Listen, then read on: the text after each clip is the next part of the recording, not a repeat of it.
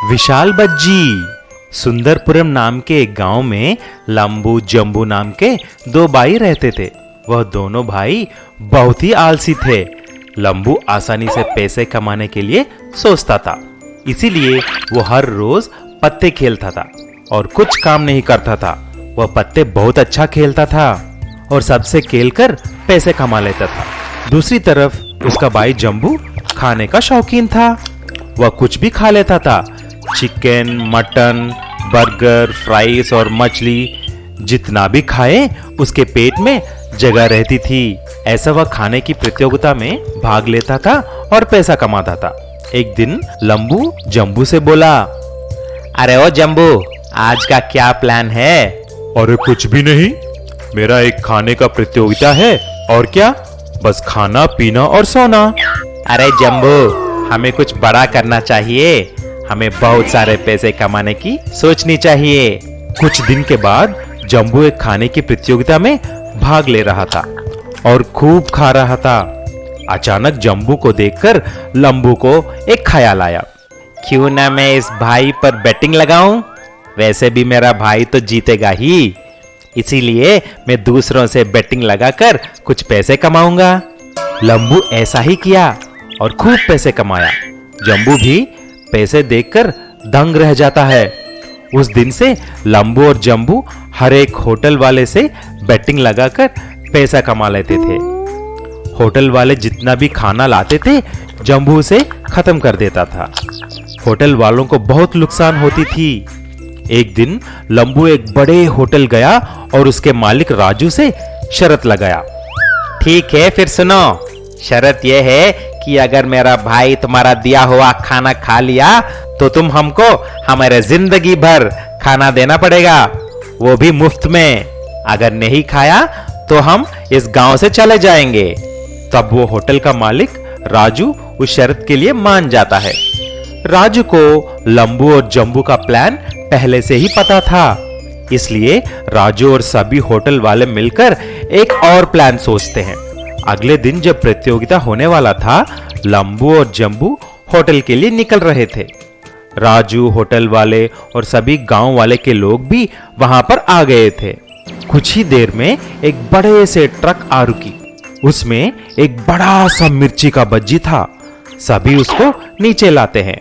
सारे लोग उसको देखकर चौंक जाते हैं। लंबू और जंबू की तो मुंह से बात ही नहीं निकली। तभी लंबू ने ऐसा बोला, अरे ये क्या है राजू भाई, ये धोखा है। इतना बड़ा बज्जी कोई खा सकता है क्या? ये आपकी ही शर्त है, जंबू को खाना ही पड़ेगा, नहीं तो गांव से चले जाओ। ऐसा बोलते ही जंबू उस मिर्ची की बज्जी को खाने लगा, लेकिन कुछ देर के बाद वो खा नहीं सका और नीचे गिर जाता है।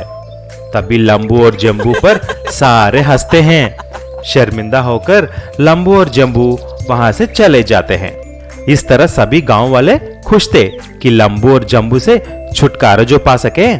विशाल टमाटर। बहुत समय पहले आनंदपुरम नाम के एक गांव में कल्याण नाम का एक साहूकार रहता था। वो बहुत ही लालची था। सबको वह अधिक ब्याज में पैसा उधार देता था। एक बार एक गरीब किसान को 10 रुपए की ब्याज में 10,000 उधार दिया, लेकिन वह किसान पैसा वापस नहीं कर सका। इसीलिए कल्याण ने उस किसान के खेत को हड़प लेता है और उसके खेत में टमाटर उगाने लगा। वह इतना लालची था कि दूसरे किसान का टमाटर की खेत पर रात को जाकर अधिक केमिकल वाला दवा डाल देता था। इसकी वजह से सभी खेत मर जाते हैं सिवाय कल्याण का। एक दिन कल्याण घर आकर ऐसा बोला, अरे ओ सुषमा, क्या कर रही हो? देखा तुमने क्या हुआ?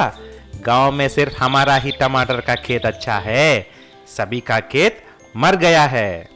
हाँ हाँ मालूम है, पता नहीं तुम्हारे किया हुआ पाप का फल कब निकल जाएगा। मुझे कुछ करना चाहिए। बस देखती रहो, मैं इस गांव में, इस शहर में सबसे बड़ा अमीर बन जाऊंगा। ऐसा बोलकर सारा टमाटर लेकर वह बाजार लेके जाता है और उसे बेच डालता है। बहुत सारा पैसा उसको मिलता है। घर आकर देखा तो उसका पत्नी सुषमा कल्याण की पापों को मिटाने के लिए हिमालय से आए हुए एक बड़े से बाबा को घर में बुलाकर उसे खाना खिलाती है।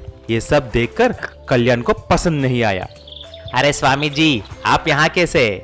बालक, बोलो तुम्हें क्या चाहिए, मैं तुम्हारा हर इच्छा पूरी करूंगा। स्वामी जी, मुझे इस शहर में सबसे बड़ा आदमी बनना है। तथास्तु, ठीक है, आज से तुम्हारा हर एक चीज अधिक हो जाएगा। अगले दिन जाकर देखा तो उसके खेत में सिर्फ एक टमाटर है, लेकिन वो टमाटर बहुत बड़ा विशाल टमाटर है। ये देखकर कल्याण चौंक जाता है। वह इतना बड़ा था कि उसको ट्रक में डालने के लिए एक क्रेन की इस्तेमाल करनी पड़ी। उसे ट्रक में लेकर बाजार लेके गया, लेकिन उस विशाल टमाटर को कोई नहीं खरीदता। उसे लेकर दूसरे गांव को भी लेके गया, लेकिन कुछ फायदा नहीं हुआ। उदास होकर वापस घर आकर देखा तो उसका घर बड़ा हो गया था। उसके पास पैसे के नोट भी बड़े हो गए थे। कुर्सी और अलमारा सारे बहुत बड़े हो गए थे। तभी उसको पता चलता है कि यह सब स्वामी जी की जादू है। तब वो स्वामी जी के तलाश में निकल जाता है। स्वामी जी, मुझे क्षमा कर दीजिए। मैं लालच में आकर बहुत बड़ा अपकार किया है, सबको धोखा दिया है। अब मुझे सबक मिल गया है। दया करके मेरी सारी चीज छोटा कर दीजिए। ऐसा बोलते ही स्वामी जी आशीर्वाद दिया और कल्याण घर वापस आ गया। आकर देखा तो सारी चीजें छोटी हो गई। उसके खेत में टमाटर भी छोटा हो गया।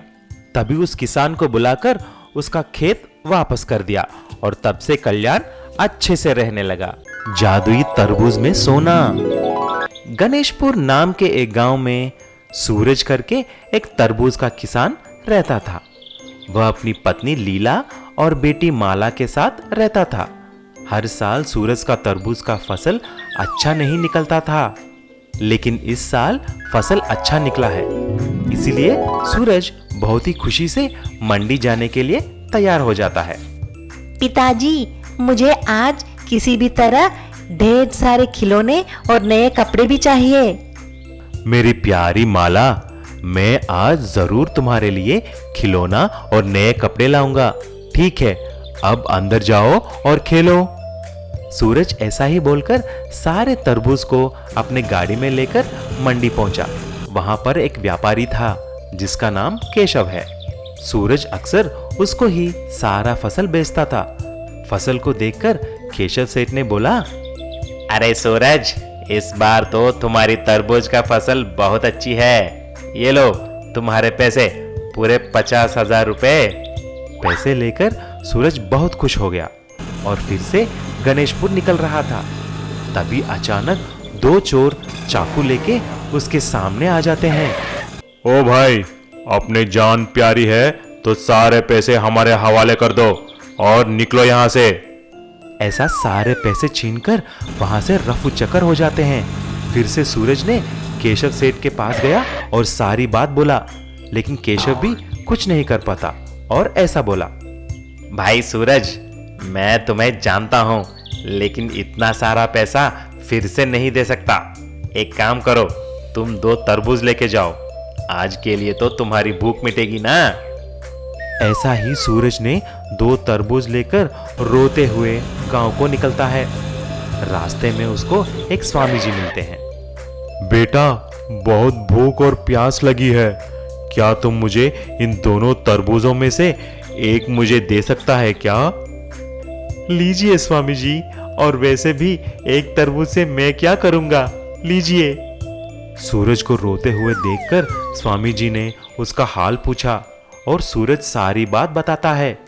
तभी स्वामी जी ने, बेटा, तुम्हारा सारा तकलीफ और दर्द अगले साल तुम्हारा तरबूज का फसल होते ही खत्म हो जाएगा। धीरज रखो और अपना काम निष्ठा से करो। ऐसा बोलकर स्वामी जी चले जाते हैं। सूरज घर आकर पत्नी और बेटी के सामने रोने लगता है और उस दिन से अगले साल के फसल के लिए काम शुरू कर देता है। स्वामी जी की बातें याद रखकर अच्छी तरह मेहनत करता है। 1 साल के बाद जब सूरज की फसल तैयार हो जाती है, उसकी बेटी माला एक तरबूज को तोड़कर खाने लगती है। तभी वह हैरान हो जाती है और पापा और मम्मी को चिल्लाकर बुलाती है। क्या हुआ बेटी? ये देखो पापा, तरबूज में सोने का बॉल्स हैं। ये सब तो स्वामी जी की आशीर्वाद है, उनका बोल सच निकला है। तब से सूरज उन सारे तरबूजों में से सोना निकालकर उसे बेचकर खुशी से रहने लगा, लेकिन तरबूज की खेती करना नहीं छोड़ता है।